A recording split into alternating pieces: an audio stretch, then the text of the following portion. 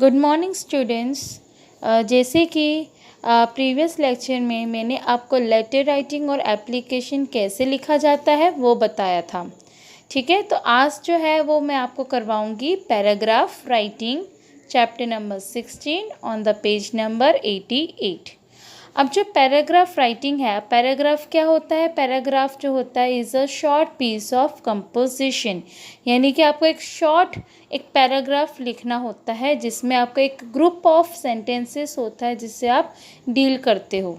ठीक है, तो सबसे पहले क्या होता है कि आपको जो भी टॉपिक दिया गया होता है उसको आपको अच्छे से समझना है, और जो भी पॉइंट्स आपके दिमाग में आ रहा है उससे आप एक बार बिल्डअप कीजिए। ठीक है, और फिर उसको अरेंज करके अच्छे तरीके से उस पॉइंट्स को आपको एक प्रॉपर ऑर्डर में लिखना होता है।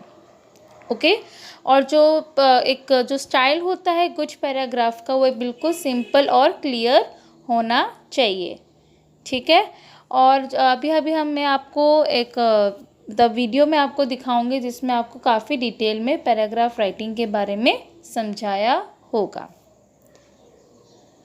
नहीं, तो हम लोग सबसे पहले जानेंगे पैराग्राफ और ऐसे के बीच में फर्क क्या है, डिफरेंस क्या है पैराग्राफ और ऐसे के बीच में।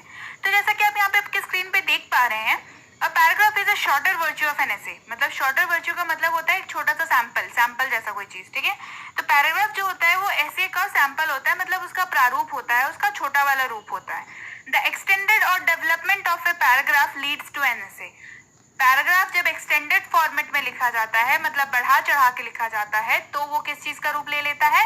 तो वो ऐसे का रूप ले लेता है। ठीक है, a paragraph has an opening sentence followed by supporting statements and finally a conclusion. क्योंकि पैराग्राफ बहुत छोटा सा होता है, तो उस छोटे से पैराग्राफ में हार्डली 5 से 10 लाइंस का होता है एक पैराग्राफ, तो उसमें आपको कोशिश करनी चाहिए आपका जो टॉपिक है वो हो, उसके बाद उसकी जो बॉडी हो वो सपोर्टिंग हो, टॉपिक को सपोर्ट कर रही हो, और जो कंक्लूजन स्टेटमेंट है वो पॉजिटिव होना चाहिए। मैं बार बार बताती हूँ, पॉजिटिव ही होना चाहिए सपोर्टिंग स्टेटमेंट, और एक कंक्लूजन भी होना चाहिए, मतलब वही जो कंक्लूजन है वो पॉजिटिव स्टेटमेंट होना चाहिए। ठीक है, अब देख लेते हैं गाइस कि ऐसे ऐसे क्या है। An essay is a way of formal writing on a given specific topic. So guys, as compare to paragraph, essay writing is a more of formal side. ठीक है, ऐसे जो है वो ज्यादा फॉर्मल तरीके से लिखा जाता है एज कंपेयर टू पैराग्राफ, है ना। The significant difference is the preparation time, the writing time and the length. Obvious सा बात है, ऐसे लिखना मतलब बहुत भारी भरकम काम होता है, तो भारी भरकम काम के लिए प्रिपरेशन भी उसके पहले की भारी भरकम ही होना चाहिए, है ना। राइटिंग टाइम मतलब क्योंकि बड़ा लिखना होता है, लेंथ बड़ा होता है, लेंथ जो है वो बड़ा होता है, तो राइटिंग टाइम जो है वो ऑब्वियसली बढ़ जाता है आपका, तो ऐसे जो है वो काफी बड़ा होता है, राइटिंग टाइम जो होता है वो काफी ज्यादा होता है।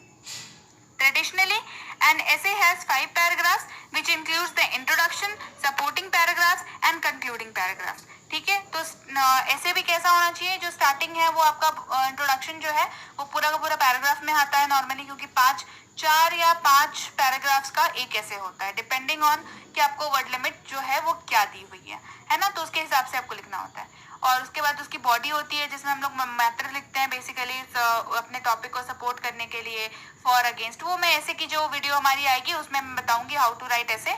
तो what is a paragraph writing? A paragraph writing is a shorter virtue of an essay. जैसे कि मैंने बताया, छोटा सैंपल होता है। A paragraph should be strictly small in size और वर्ड लिमिट। जो वर्ड लिमिट दी हुई है उसके हिसाब से ही लिखना है, तो वर्ड लिमिट जो है वो बहुत कम दी हुई रहती है, इसी वजह से जो पैराग्राफ होता है वो स्मॉल सा होता है, छोटा सा होता है। The opening of the topic और the sentence should define the topic very well and thus the rest part should support the paragraph. तो जो ओपनिंग सेंटेंस है वो बहुत जबरदस्त होना चाहिए, बहुत तगड़ा होना चाहिए, ताकि ये पता चल जाए कि आप किस बारे में लिखने वाले हो, किस बारे में बात करने वाले हो, है ना। और जो बाकी का जो पार्ट है वो होना चाहिए, सपोर्टिव होना चाहिए, जो आपका टॉपिक है उसके सपोर्टिव होना चाहिए, मतलब आप जो भी लिख रहे हो आपका जो ओपनिंग स्टेटमेंट है उसके सपोर्ट में होना चाहिए। ठीक है, तो चलिए देखते हैं how to write a paragraph. ये तो समझ आ गया भाई कि पैराग्राफ क्या होता है, तो अब ये जान लेते हैं कि पैराग्राफ को लिखते कैसे हैं। Understand the topic very well, है ना, वेरी क्लियरली। टॉपिक की जानकारी रखना गाइस बहुत जरूरी है, बिकॉज ये बताता है कि आपको कितना नॉलेज है उस टॉपिक के बारे में, है ना। टॉपिक को समझना बहुत जरूरी है। कोई भी टॉपिक मिल गया लिखना शुरू कर दिया, नहीं, ऐसा नहीं होता है। टॉपिक की डीपर मीनिंग आपको अंडरस्टैंडिंग होनी चाहिए टॉपिक की।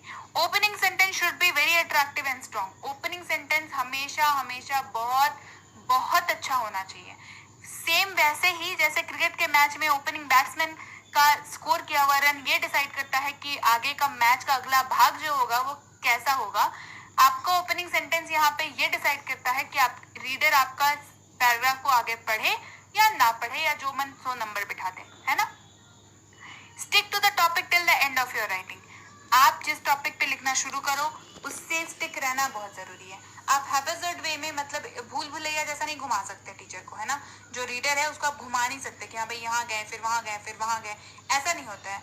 आपको टॉपिक के बारे में ही लिखना है, बिल्कुल टू द पॉइंट लिखिए। Use simple but clear language, बिल्कुल एकदम सलीके का लैंग्वेज लिखिए, क्लियर होना चाहिए। आप जरूरी नहीं है बहुत भारी भरकम वर्ड्स का यूज करें, जरूरी ये है कि जो आप समझाना चाह रहे हैं वो जो रीडर है उसको समझ आ जाए। Avoid grammatical mistakes, writing section का मार्क्स कटने का one of the most important reason है grammatical mistakes. Grammatical mistakes guys avoid करिए प्लीज, ग्रामेटिकल मिस्टेक्स अवॉइड करिए, स्पेलिंग मिस्टेक्स अवॉइड करिए, पंक्चुएशन मार्क्स वाले मिस्टेक्स अवॉइड करिए, ठीक है। And on a positive conclusion, obviously मैं हमेशा बोलती हूँ राइटिंग सेक्शन में जब भी आप कुछ लिख रहे हो आपका जो कंक्लूजन होना चाहिए वो हमेशा पॉजिटिव नोट पे खत्म होना चाहिए आपका पैराग्राफ, जिससे टीचर को रीडर को ये पता चल सके कि आपका जो ब्रेन है वो पॉजिटिव आउटलुक पे ही काम करता है, ठीक है। तो चलिए देख लेते हैं फॉर्मेट। फॉर्मेट जो है गाइस वो कुछ ऐसा है, कुछ खास फॉर्मेट इसका होता नहीं है। इंट्रोडक्शन होती है, बॉडी होती है, कंक्लूजन होता है, ठीक है। तो वैसा कुछ फॉर्मेट का उसका मतलब लोड लेने का जरूरत नहीं है, आप बस कंटेंट को ध्यान में रखिए। चलिए शुरू करते हैं। इंट्रोडक्शन में होना क्या चाहिए, an introduction should have the idea about the topic which we are going to write. तो जैसे मैं बता रही हूँ कि इंट्रोडक्शन का जो सेंटेंस होना चाहिए, इंट्रोडक्शन का जो स्टेटमेंट होना चाहिए वो अपने आप में इतना ताकतवर होना चाहिए, इतना वजूद वाला होना चाहिए कि उसको पढ़ते पता चल जाए कि भाई इस बारे में बात होने वाली है ना, इस टॉपिक के बारे में बात होने वाली है। पैराग्राफ में ना कभी भी प्रोवर्ब वगैरह यूज करके शुरुआत करना अवॉइड करना चाहिए। मैं नहीं कह रही कि नहीं करना चाहिए, बट हाँ समझदार को इशारा काफी है तो अवॉइड करना चाहिए, है ना। अलग अलग लोगों की अलग अलग मान्यता है गाइस। बेटर है कि आप टॉपिक टू द पॉइंट से ही शुरू करें तो ज्यादा बेहतर है, क्योंकि पैराग्राफ ज्यादा बड़ा होता नहीं है कि आगे जाकर के आपको मौका मिले अपनी बात को रख पाने का। बॉडी में क्या होना चाहिए guys, the body of the paragraph should be full of supporting sentences about the topic to give idea about your knowledge. क्योंकि बस वर्ड लिमिट इतनी ही दी हुई है, एक छोटा सा पैराग्राफ लिखना है, रीडर को बताना है कि भाई मुझे पता है इस टॉपिक के बारे में। तो आपका जो बॉडी होना चाहिए पैराग्राफ का वो बहुत ज्यादा सपोर्टिंग स्टेटमेंट्स होना चाहिए। मतलब इंट्रोडक्शन के जितना तगड़ा ना भी हो तो चलेगा, बट कोशिश करनी चाहिए उससे मिलता जुलता या बहुत ज्यादा हल्के में नहीं होना चाहिए, है ना। मतलब बॉडी भी जो है पैराग्राफ की बहुत स्ट्रांग होनी चाहिए। और obviously conclusion of the paragraph should have the positive attitude और is solution to the given topic. अगर कोई प्रॉब्लमेटिक जैसा टॉपिक पे लिख रहे हैं तो आपको सोल्यूशन देना चाहिए। एंड अगर आप किसी ऐसे टॉपिक के ऊपर लिख रहे हैं तो नॉर्मल जनरलाइज टॉपिक के ऊपर लिख रहे हैं तो कोशिश कीजिए कि पॉजिटिव कंक्लूजन ही एंड हो आपका, ठीक है। तो चलिए देख लेते हैं कि अच्छा पैराग्राफ कौन सा होता है। तो गाइस सबसे पहले आप वीडियो कुछ देर के लिए पॉज करें और दोनों पैराग्राफ्स को ऊपर नीचे दोनों पैराग्राफ्स को पढ़ें, बट लेफ्ट साइड में जो राइट और रॉन्ग का मार्क है उसको ढकते हुए पढ़ें, तो आपको समझ आएगा कि बेसिकली मैं क्या बताना चाह रही हूँ। चलिए वीडियो को पॉज कर लीजिए और थोड़ी देर के लिए पैराग्राफ को पढ़िए।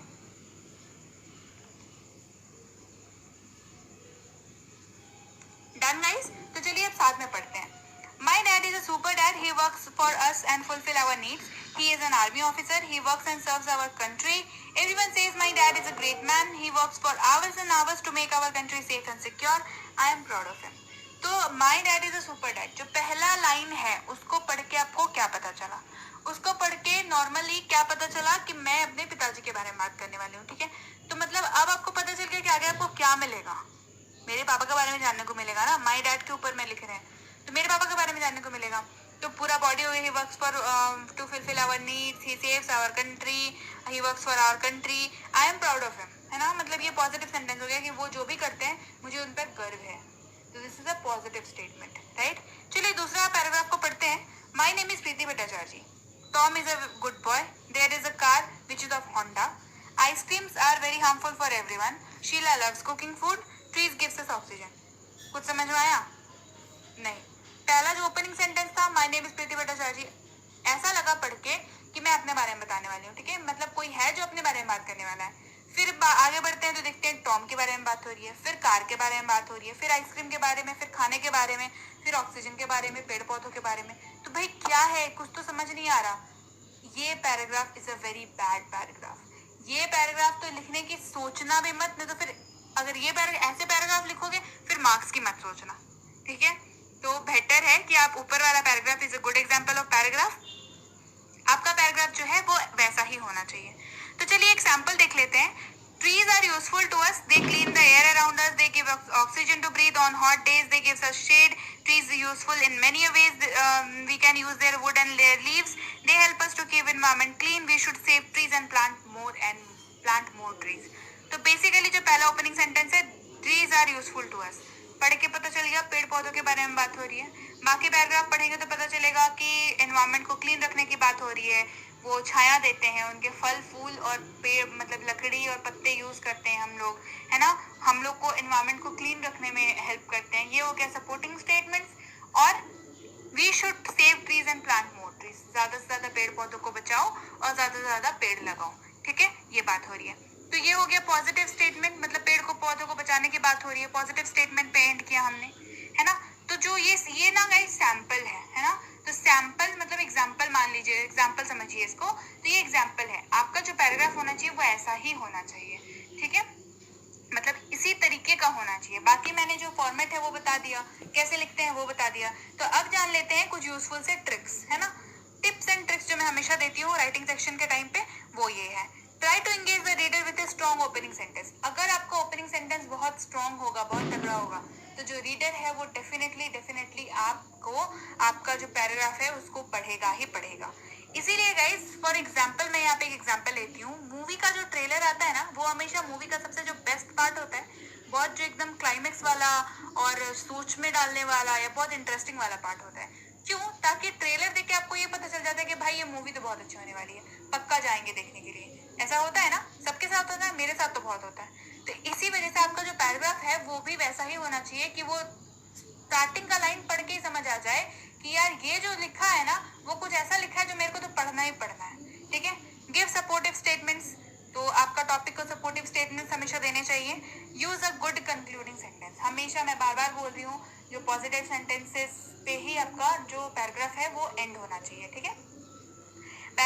गाइस पैराग्राफ हो, ऐसे हो, मोर और लेस ना, आपका जो एंडिंग है वो कोशिश कीजिए, चाहे स्पीच लिख रहे हो, चाहे ऐसे लिख रहे हो, चाहे पैराग्राफ लिख रहे हो, आप कुछ भी लिख रहे हो, राइटिंग सेक्शन की बात हो, जो आपका एंडिंग है, अगर ऐसा टॉपिक है जो जनरलाइज टॉपिक है, जो प्रॉब्लमेटिक टॉपिक है उसमें तो सोल्यूशन होना चाहिए एंडिंग में, है ना। और जो जनरलाइज टॉपिक है उसके एंड में क्या होना चाहिए, एक पॉजिटिव स्टेटमेंट ही होना चाहिए, राइट।